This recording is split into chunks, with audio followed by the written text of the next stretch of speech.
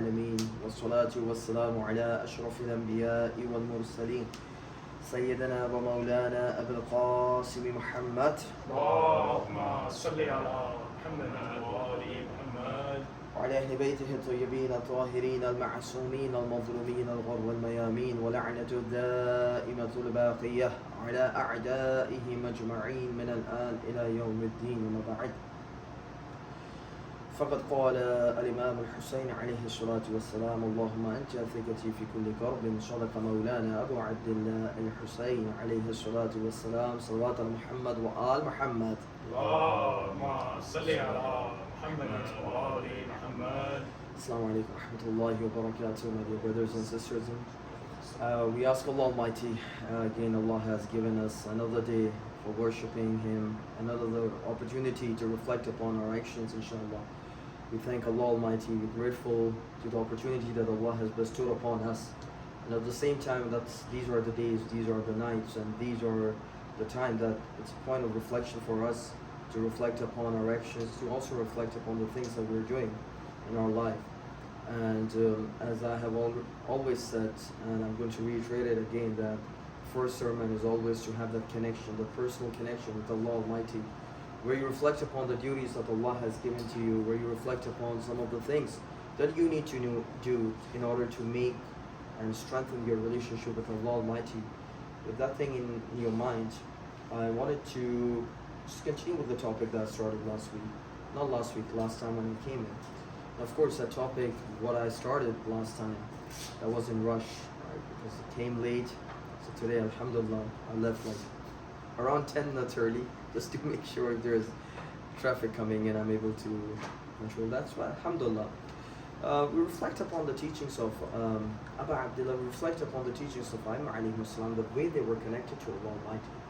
And a very beautiful example that comes into my mind is the example of wearing the rings. So we do have a lot of rulings on what rings to wear, right? What are some of the stones that you need to wear when you are wearing the rings?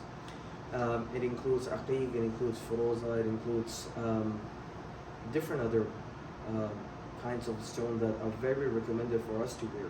But at the same time, as important it is for us to be mindful of that, it is equally important for us to also reflect upon the writing that you would have written on the stone. Unfortunately, I am just coming right from my work, but the ring that I wear, it would have an encryption on it. It would have something written upon it. So it's very important to be mindful of looking at the things that are written on the ring. And why is it so important? Because there are books that are written upon this topic. I remember one of the scholars, he has around like 70 plus pages only on this topic, what kind of rings that Imam alayhi salam used to wear, and what messages that they wanted us to understand and they used to transmit when they would wear the rings. So what they would do is that they would have something written upon it. So one riwayah that I want to use as a tabarruk that shows the connection that Imam alayhi salam had with the Lord and with the Creator. It's very important because the smallest actions that you do in your life, it is actually a manifestation. It's actually a reflection upon the connection that you have with your Lord, with your Creator. More mindful you are of your Lord, the greater it would reflect in the action that you would be doing.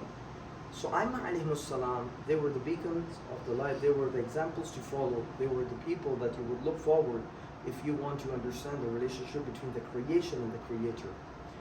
So there's a riwayah that Shaykh Kulaini quotes in Al-Kafi, and this riwayah is from one of the servants that used to serve Imam Rada alayhi salatu wassalam. Now, Imam Rada alayhi salatu wassalam, he went to meet Imam Rada. Imam Rada alayhi salatu wassalam had different kinds of rings that was with him, that were with him, and that belonged to his forefathers, and like Imam Sadiq, Imam Kazim, and some of the other imams. So there were two rings that Imam alayhi salatu wassalam showed the narrator. One belonged to Imam Sadiq and one belonged to Imam Kazim alayhi salatu wassalam. Now when you reflect upon the message that was encrypted upon it, one says, Hasbi Allah. For me, Allah is enough. For me, Allah is sufficient. If I know Allah is pleased with me, we have that saying from Abu Abdullah too. If we know that Allah is pleased with us, then we don't want anyone to be satisfied with us or pleased with us. Like, not in that sense. When I say Allah, it naturally implies the infallibles too. And when I say if Allah is pleased with us, it means that whatever Allah is pleased with, His holy servants would be pleased with whatever Allah is pleased with. وَمَا تَشَاءُونَ إِلَّا أَن يَشَاءَ اللَّهُ. They do not have any of their own will, but they only will what Allah has willed for them. Right? So I'm not talking about those infallible. But let's suppose you're in a situation where you have to please someone, and when you have to please Allah Almighty, just remember what was encrypted, what was written onto the ring of Imam Qadim alayhi salatu wasalam that says Hasbi Allah. Allah is enough for me. That was from Imam Qadim. Then you have from Imam Sadiq alayhi salatu wasalam too. That says Allahumma anta thiqati fa'asimni min al-nas. Oh Allah, you are someone that I take as my hope, someone that I look upon, someone that is extremely credible and trustworthy. Oh Allah, you are the one that I trust upon. Protect and shield me from the ill doings and the wrongdoings of the people. So I mean, like the smallest of things, because sometimes, I can give a very long sermon. I can give you some quotations from the Imams. But very important thing is that what were some of the actions that Imam would do? What were some of the things that Imam have written? Because these are very, very symbolic terminologies. These are very symbolic terms, because Imam used to wear those rings almost every day. So he wanted us to understand a message. People would come and greet him. People would come and shake hands with him. People would see something written on the stone. So it's very important for us to understand and reflect upon what kind of relationship Imam wanted his followers, the Shias of Al-Muhammad, to have with Allah Almighty. And how much trust we have in Allah Almighty. How much do we actually have that itminan and yaqeen towards our Creator, towards our Bestower. So it's a point of reflection that, it came into my mind, so I just wanted to quote that. The second is, and we were discussing about the relationship that these infallibles had, even during the most difficult of the time, even the most gloomiest of the time when Imams would go through a situation, the situation or the problems that they would go through, the relationship they would have with their Creator would be so exemplary, would be so outstanding, that it would always make someone in awe, it would always make someone in surprise how much they used to trust Allah Almighty even during this difficult time. We quoted some of the examples. We quoted the example of Ali ibn al-Asghar when he was martyred. We quoted an example from Sa'id bin Abdullah last time. I want to quote an example from Abu Abdullah himself. And I think I have quoted this in few of the other places, but I haven't quoted here. So the example I'm quoting here, why is it so important is that if you're going through any difficulty, that dua is called dua faraj. I think one majlis I mentioned it too. This dua is very important. Dua faraj means anytime you're going through a problem, you ask Allah Almighty, and Allah is going to relieve you from the problem that you're going through. So many times you might have a flat tire right in the center of the road. You might be going something bad would happen just out of the blue. In those situations, if you have this beautiful small dua for Abdullah, it's going to be very beneficial. And the dua says as follows. It says, Allahumma anta thiqati fi kulli karbin. Oh Allah, you are the one that I trust in all the difficult time period, in all the difficulties that I'm going through. Wa anta raja'i, Allahumma anta thiqati fi kulli karbin, wa anta raja'i fi kulli shiddatin. Oh Allah, so many trials and so many tribulations that I have to go through. If there is a personality that I actually trust, if there is a personality that I actually aspire for, if there is a personality that I long for, it is none other than you, O the Lord of the creations. وَأَنْتَ لِي فِي كُلِّ نَزَلَ بِي ثِقَةٌ وَعُدَّةٌ. Whatever has befallen upon me, O Allah in the past, O Allah in the present, O Allah in the future, if anyone that I will look upon, it's only going to be you, O Allah Almighty. Come min hammin. Now I want all of you to focus here, because this line is very critical. كم من هم يضعف فيه الفؤاد وتقل فيه الحيلة ويغفل فيه الصديق ويشمت فيه العدو. الله أكبر. So many difficulties, so many adversities, so many hardships that I go through, Allah Almighty, those hardships are a manifestation of my limitation. I would see my friends that will forsake me because I'm going through a difficult time period. I would see my enemies being very gleeful, very joyful because they would see me that I would be going through a difficult situation. I would see myself that I would have no way out. Would not have any solution to go through that problem. Out of all these difficult moments that I'm going through, my heart becomes extremely weak and extremely feeble. But I am going through all of these problems that are of such magnitude that would have all these four traits that I mentioned. What I do, فأنزلته إليك وشكوته به. So instead of complaining it to the people, I complain my problem to you, Allah Almighty. I bring my problem forward to you, Allah Almighty. The difficult moment that I'm going through, I would supplicate to you, I would invoke you. And after invoking you, what is my niyyah? My niyyah is, my intention is that I am only looking respite from you, not from any other creation. رَغْبَةً مِنِّي عَمَّنْ سِوَاكَ. And what do? فَفَرَّجْتَهُ عَنِّي وَكَشَفْتَهُ وَكَفَيْتَهُ. You relieve me from the problem. You become sufficient for me, O Allah Almighty. And you are the one that take cares of the whole situation that I'm going through. فَأَنْتَ وَلِيُّ كُلُّ نِعْمَةٍ وَصَاحِبُ كُلِّ حَسَنَةٍ وَمُنْتَهَى كُلِّ رَغْبَةٍ.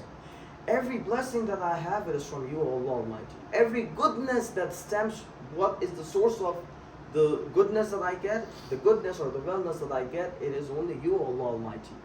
You are the one that everyone who would trust, their final destination of trust is none other than Allah Almighty. This is the dua that Abu Abdullah recited when the battle of Karbala was about to happen. Do you get my point? How difficult that moment would be. Right when the battle was starting, Abu Abdullah was reciting this dua. And this dua is called what? Dua Faraj. We have different kinds of dua Faraj. One is Allahumma kul that you read. There are different other ilahi, azamul bala. All of these Faraj means when you're going through a problem, the dua that's going to give you immediate remedy. The dua that's going to give you immediate solution. That dua is called dua Faraj. So anytime you're going through any problem, so you would have list of 2-3 duas that you want to recite. This is a very small dua that's not going to take more than 2-3 minutes. Write down this dua. I'm going to forward it to, inshallah, Mistaq Bhai too, Ali too, inshallah. You can forward this dua in the group too. Anyone who's going through any problem, recite this dua. This is the barakah, this is the tabarruk. We'll have a very good tabarruk here, but this is the tabarruk of Abu Abdullah that he gave you on the day of Ashura. Inshallah, we ask Allah Almighty to allow us to have that connection with Him, the way our infallibles yearn and aspire for the Shias to have with Allah Almighty. Inshallah. Bismillah ar-Rahman ar-Rahim. وَالْعَصْرِ إِنَّ الْإِنسَانَ لَفِي خُسْرٍ إِلَّا الَّذِينَ آمَنُوا وَعَمِلُوا الصَّالِحَاتِ وَتَوَاصَوْا بِالْحَقِّ وَتَوَاصَوْا بِالصَّبْرِ. اللهم صل على محمد وآل محمد. اللهم صل على محمد وآل محمد. اللهم صل على محمد وآل محمد. بسم الله الرحمن الرحيم. الحمد لله رب العالمين والصلاة والسلام على محمد وآله الطاهرين أما بعد. So the month of Safar has just came in, and this month of Safar obviously have very sad occasions within it. It's a month of mourning, it's a month of grief, it's a month of lamentation for the followers of Muhammad alayhi salam.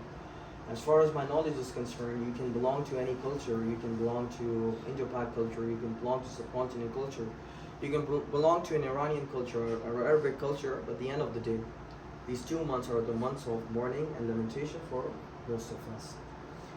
The difference of, approach comes in for the 8 days of Rabiul Awwal, but even if you take those 8 days out, these 2 months are days of sorrow and grief for Muhammad alayhi salam. So you start with the first of Safar. The first of Safar is the date when the family of Abu Abdullah, they reach to Damashq, they reach Syria, they reach the palace of Yazid. And out of all the difficult moments that Imam Zayn al-Abidin had to live, Imam Zayn al-Abidin, when was asked what was the most difficult of the moment, he would say, Ash-Sham, Ash-Sham, Ash-Sham. Of course, whatever difficulties that Muhammad alayhi salam have to face in Sham was tremendous and was very, very outstanding in a way that was very difficult to go through. Then you move on. 7th of Safar is a date that is a reflection of, we have two dates basically. The Indo-Pakistani culture, we generally tend to do it on 28th of Safar, but the Arab culture and some other cultures, they do it on 7th of Safar. Both days are fine. It is the martyrdom anniversary of Imam Hassan al-Mujtaba alayhi salatu wassalam. And then on the 20th, of course, these all days are the days when the family of Abu Abdullah were in the prison in Sham. And then they started the journey. There are two rawayats. One says the same year, and the second rawayat says the next year. So, we have differences of opinion. But either way, these were some of the days. If you take the first opinion, that these were the days that they went to the prison of Sham, and then they started their journey from Sham all the way to Karbala. And they reached Karbala when? They reached Karbala during the day of Arba'in, right? During these days, you have the martyrdom anniversary of the daughter of Abu Abdullah. We call her Sakina, or Sukaina, and our brothers from different other cultures will call her Ruqayya. Right? So the difference of name does not matter so much. The reason being is that Sakina can be taken as a name, and Sakina can also be taken as a laqab, as a trait, as a virtue, which means that Sakina means someone that gives you comfort, so someone that gives you tranquility. That personality is called what? Sakina, right? So Sakina can mean a name and can also mean a laqab here. But either way, one of the daughter of Abu Abdullah, she was martyred in the prison of Sham during these dates and nights. Then you move on from 20th, you move on to other dates. 28th is the martyrdom anniversary of Prophet Muhammad sallallahu alaihi wa alihi wasallam. Allahumma salli ala Muhammad wa ali Muhammad. Then you have differences of opinion upon 17th and 29th. 17 and 29. Either one of these two dates. The Arab culture they would do on 17. A lot of Indo-Pakistanis would do on 17. But Iranians and some others would do on 29.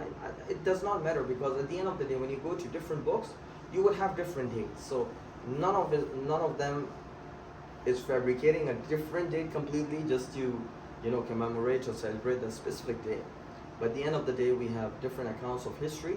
So somebody might take one account of history, somebody else would take the other account of history. Either way, these are the days of mourning. And during these nights, 28, 29, and 30th of Safar, Muhsin alayhi salatu wassalam, the fetus of Fatima al-Zahra alayhi salatu wassalam, was martyred. These are the days when the house of Fatima al-Zahra was attacked, right? Was assaulted. So the reason I'm mentioning all of it is for us to reflect and remember that there is no date here that is a date of celebration. There is a difference of opinion that comes in regarding the wilad of Imam Qadim alayhi salatu wassalam. You have some people that are celebrating the wilad of Imam Qadim on 7th of Safar. It's a topic that I want to speak a lot, inshallah. I actually had my notes too today, and unfortunately, it's a topic that would require more discussion. Anyone who wants to have a discussion, I also had a clip I made like years back, so I can share that clip, inshallah, if I have it. But the correct date, the correct research that I have come across is that Imam Qadim alayhi salatu wasalam was born on 20th Zilhajj. Let me give you a very easy geographical detail. Imam Qadim was born at a place called Abawa. Abawa is a place between Medina and Makkah. It's close to Juffa, it's close to Ghadir. It's only 45-50 kilometers away from Ghadir. And Imam Qadim was born when Imam Sadiq was coming back from Hajj. So when does Hajj end? It ends around 12 or 13th of Zilhajj. And Mawla would only stay one more day, and then he would go the way Prophet would go. So Imam was born in Abawa. Right? Abawa is a place between Medina to Makkah. So it is more likely that he was born when Imam was coming back from Hajj, that was close to these dates, the dates of Hajj, then going all the way to the 7th of Safar. Right? That's one of the dalil, but it requires more attention, it requires more clarification, more elucidation. Inshallah, if I have a time, I'll go and I can discuss that. But even if we believe that 7th of Safar is the birth anniversary of Imam Qadim, then even then you would have scholars that would say that when you have two events, one is a sad event and one is an event of joy, you would always have the sad event superseding that event of joy. So even then, it's a day of mourning. So people that might be forwarding you the messages as if it's a day of joy, it's not a day of joy. Even Sayyid Khoi has mentioned it too. I don't have enough time, inshallah, that requires a whole sermon.